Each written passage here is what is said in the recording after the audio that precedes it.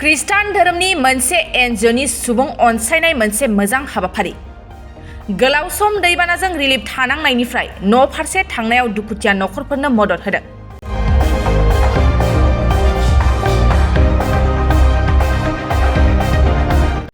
थांनाय माखासे सान सिगां चिरांनि कुंक्राझारा सामथाइबारि ओनसोलाव दै लोमसावनानै गोबां हालाय हाफाय जानांदोंमोन। दैबानाजों लोमसावजानानै हालाय हाफाय जानांनाय रायजो राजाफ्रा दिनै न'आव थांफिननो हाबाय। नाथाय न'आव थांफिननो हादोंब्लाबो जानो लोंनो आंखाल जानायखौ सुफुंनो दिनै खृष्टान धोरोमनि मोनसे एनजिअआ न'खराव जानो गोनां जानाय गोबां मुवा बेसादफोर रानना होदों।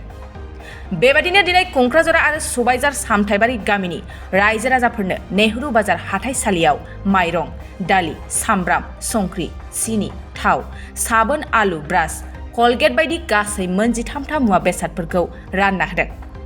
बे समाव रेशन रानगिरि खृष्टान धोरोमनि एनजिअनि गाहाय दैदेनगिरि इसाहाक मुसाहारिया रेशन राननायनि सोमोन्दै मा बाथ्रा बुङो फैजों आबुङै मिथिना लानि।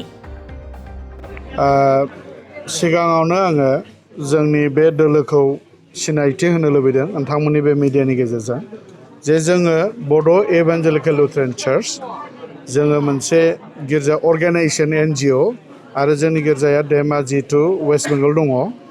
दा दिनैनि जि बे सामथाइबारि ओनसोलनि आइ आफा बिदा फंबायफ्रा जायफोरा जि दै बानायाव लोमजादों बिथांमोननि थाखाय जों अनसुंथाइ लाबोनाया जोंहा BELC आरो जे आमेरिकान लुथेरान चार्च बे मोननै देशजों जोंनि गिर्जाया मोनसे कानेक्सन दं।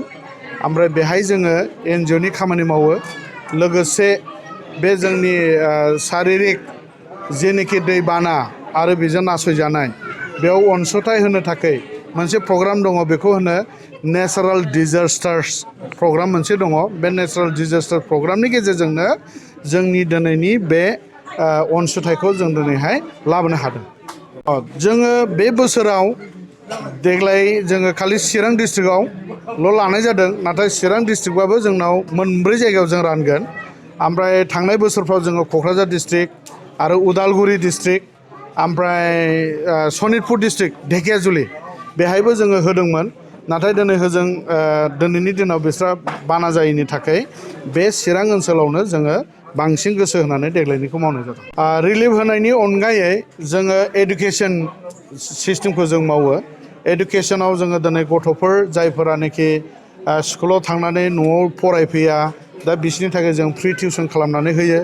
आरो हायार स्टाडिफोरनि थाखाय जोङो स्कलारशिपफोर, जुदि सोरबा बेबायदिनो डक्टर फरायनाय ओमफ्राय बेबायदिनो BA नैफोरबायदि जोङो माखासे प्रफेसनेल MSW फरायनाय बेफोर जोङो स्कलारशिपनि खामानिखौ मावो।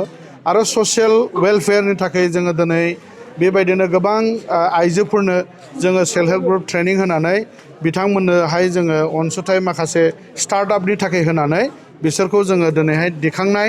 आरो मोनसे बिसेस खामानिया थांनाय बाराव जों मिथिगौ COVID-19नि थाखाय गोबां जोंनि जोहोलाव सिख्लाफ्रा गुबुन गुबुन बेंगालर थेंगालरनिफ्राय फैफिननानै जेबो खामानि मोनाखैमोन। बे समाव जोङो 100 जन जोहोलाव सिख्लाफोरखौ जोङो मोनसे एग्रिकालचार बेस स्किल डेभेलपमेन्ट ट्रेनिं होनानै स्टार्टआप मावनो थाखाय बिथांमोननो जोङो सासेयाव 9,000 खरि जोङो अनुदान होनानै बिथांमोनखौ जोङो बेबायदिनो एग्रिकालचार खामानियाव बाहायदों।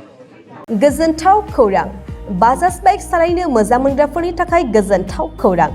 दावहारु अट' एजेन्सिया बाजाज बाइक सालायनो मोजां मोनग्रा रायजो राजाफोरनो होगासिनो दं इन्डिपेन्डेन्ट डेनि थाखाय ल' डाउन पेमेन्ट आरो इजि एक्सचेन्ज अफार।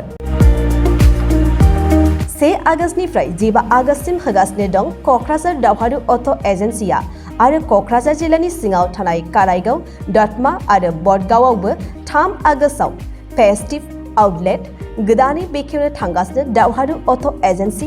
बे गोदानै बेखेवनाय ब्रान्च श'रुमआवबो ल' डाउन पेमेन्ट आरो इजि एक्सचेन्ज अफार लानो हागोन।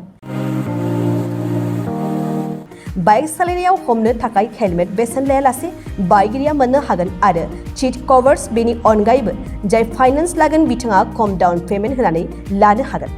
बायग्रा ग्राहक सुबुंफ्रा दावहारु अट' एजेन्सियाव बाजाज बाइकखौ बायनो सानोब्ला नैबे मबाइल नम्बर 8822018193 आरो 600003991187 आव थोंजों फोनांजाब खालामनो हागोन।